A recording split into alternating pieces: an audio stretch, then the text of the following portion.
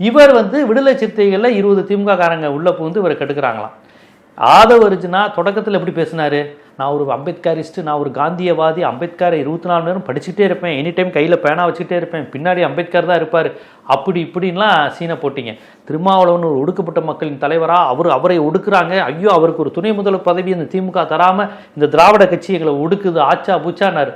அதனுடைய நோக்கம் என்னன்னா, ஏதோ திருமாவளவன் மீது இவருக்கு பாசம் இருக்கிற மாதிரி காமிச்சு திமுக வெறுப்பை விடுதலை சிறுத்தை தொண்டர்களிடம் விதைப்பது. விடுதலை சிறுத்தையில் இருக்கிறவங்க கரெக்டு தானே ஆதவ அர்ஜுனா கேட்கறது, நம்ம தலைவருக்கு ஒரு துணை முதலமைச்சர் தராம, அதிகாரத்தில் பங்கு தராம நம்மளை ஏமாத்திக்கிட்டு இருக்கிறாங்க, ஆனா ஆதவ அர்ஜுனா நமக்காக குரல் கொடுக்குறாரியா, அவர் கேட்டது சரிதானே அப்படின்னு திமுக எதிர்ப்பு, விடுதலை சிறுத்தை தொண்டர்கள் மத்தியில் ஒரு திமுக எதிர்ப்பை உண்டாக்கி அதை விஜய்க்கு சார்பாக அறுவடை செய்ய வச்சு பலனை பாஜகவுக்கு காண்பிப்பது. பார்த்தியா, விடுதலை சிறுத்தைகளும் அவுட்டு, திமுகவும் அவுட்டுன்னு.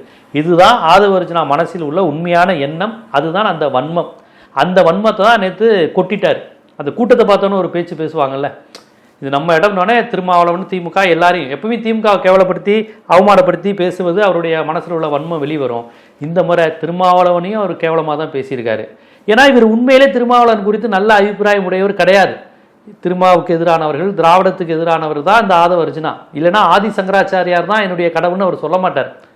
அப்போ இந்த அளவுக்கு தான் இவருடைய அரசியல் இருக்குன்னா, இவங்கெல்லாம் யாருன்னா பக்காவாக வலதுசாரிகளுக்கும் இந்துத்துவத்துக்கும் கையாளாக அடியாளாக ஏவப்பட்ட நபர் தான் இந்த ஆதவ அர்ஜுனா. புரிதுங்களா? திமுகவை திராவிட இயக்க சிந்தனையை இழிவுபடுத்தினா இயல்பாகவே திருமாவளவனை இழிவுபடுத்துவது தான். அதனால் திருமா மீது பாசம் இருக்கிற மாதிரி இவர் பேசின பேச்சு, திருமாவளவனை எங்கள் தலைவரை எப்படியா துணை முதலமைச்சர் ஆக்கணுங்கிற நடிச்சதெல்லாம் சுத்த பொய். விஜய் கிட்ட வரலைன்னா திருமாவளவன் கேவலமாயிருவார் அவங்களுக்கு. விஜய் கிட்ட வரலைன்னா விடுதலை சிறுத்தைகளும் ஒரு கட்சியே காலியாயிருமா?